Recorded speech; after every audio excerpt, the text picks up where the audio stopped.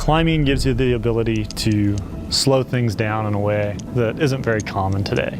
Climbing can go from something that's real communal and everybody getting together and kind of seeing friends to going to really remote places and finding new things, kind of in that classic adventure style.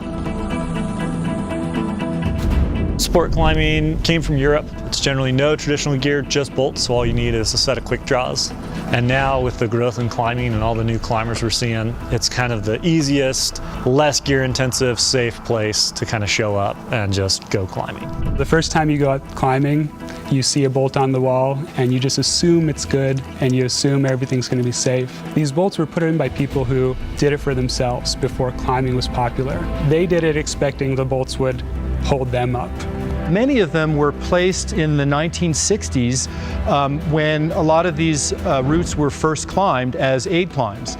And back then, the technology and kind of the understanding of that technology was pretty primitive. And so a lot of this hardware that was installed was what today we consider inadequate for the forces that are going to be seen in a climb or fall or a situation like that.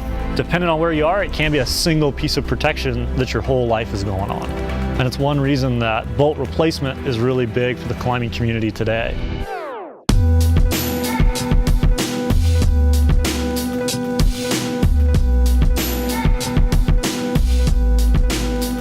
Most people who are putting up routes are pretty serious about it, and it's a long, hard work process. It's definitely not as fun as just going out and climbing routes all day.